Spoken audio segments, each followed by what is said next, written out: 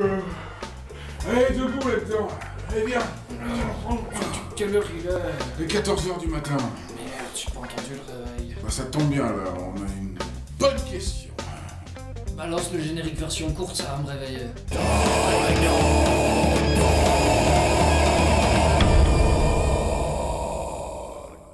Salut à tous mes limules. Alors aujourd'hui une question qui m'intéresse beaucoup. Cher bavard, quand je regarde tes dinopodes, je n'arrive pas à m'arrêter et du coup je dors tard. Et au matin, c'est la galère. Alors dis-moi, quel est le meilleur dino pour un réveil matin? Gaston. Déglingo, une idée? Le Compsognathus. Il était tout petit, il donnait des coups de bec. Il vient surtout te mordre les orteils. Et les pieds. Et les pieds. Et les genoux. Et les genoux. Et les cuisses. Et les cuisses. Et les joues. Et les joues. Et les yeux. Et les yeux. Et la tête. Alouette. Alouette, gentille alouette. Alouette, je ne peux plus marrer, je ne peux plus marrer. On va trouver autre chose, hein. Le Pachycéphalosaurus.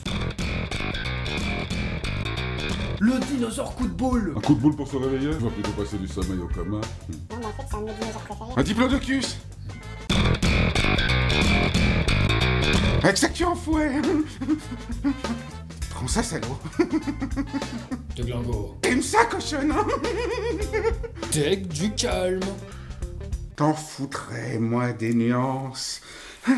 Des nuances et tout le panier du marché. Bougez plus. J'ai trouvé le Parasaurolophus. Le Parasaurolophus dont le nom peut vous servir d'échauffement vocal.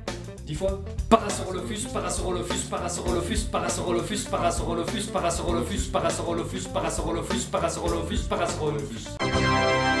Le Parasaurolophus est donc un paisible dinosaure herbivore de l'ordre des ornithichiens, sous-ordre des ornithopodes, famille des hadrosauridés, ayant vécu dans le Crétacé supérieur. Super! Bien travaillé pendant les vacances. Ils sont tous en train de se barrer, là.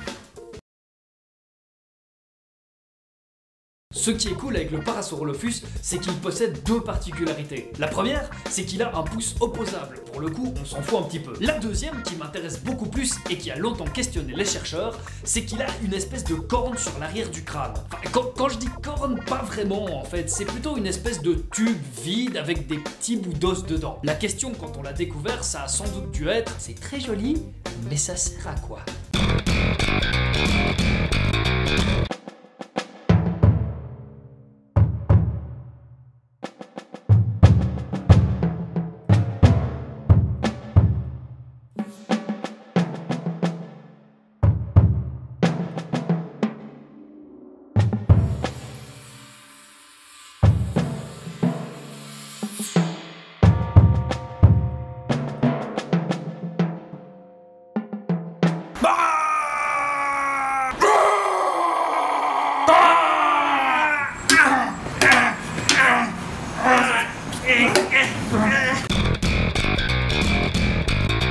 Là, ok, c'est un petit peu moins con. Je veux dire, ce genre de dino passait pas mal de temps dans des régions marécageuses. Du coup, avoir une corne sur l'arrière du crâne, histoire de pouvoir respirer et attraper du plancton en même temps, oui. Ou de jouer à l'autruche aquatique, oui aussi. Seulement, ça fait quand même beaucoup de travail et d'évolution pour un effet finalement pas top. Regardez nos canards, ils s'en sortent super bien. Et c'est là où je voulais en venir. En effet, on a pensé que le Parasaurolophus était capable de produire des sons et de les amplifier grâce à sa corne tube. Une façon de prévenir ses semblables, de les inviter à boire un verre, voire d'effrayer certains prédateurs. Un peu comme le ferait un type qui jouerait du didgeridoo en fait. Tu poses ça tout de suite.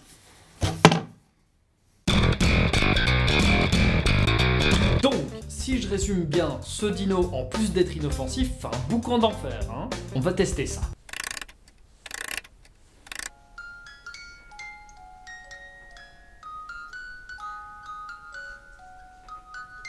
Je crois que c'est bon.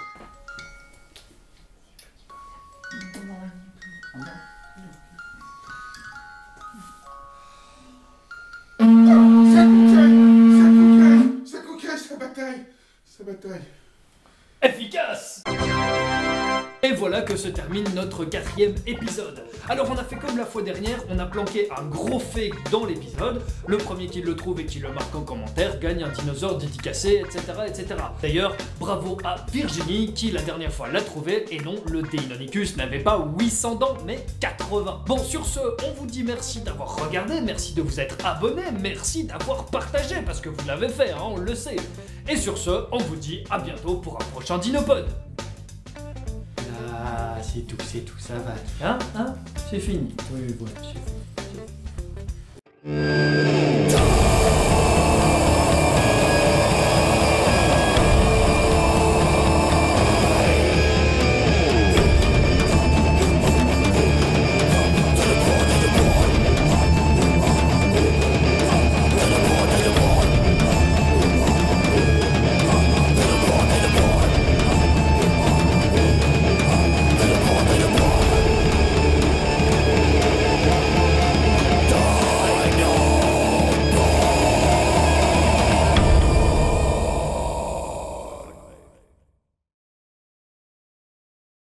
Et pour ceux qui auraient envie d'un petit teaser, la prochaine fois dans Dinopod, nous parlerons d'une de ces bestioles-là. Joyeux anniversaire.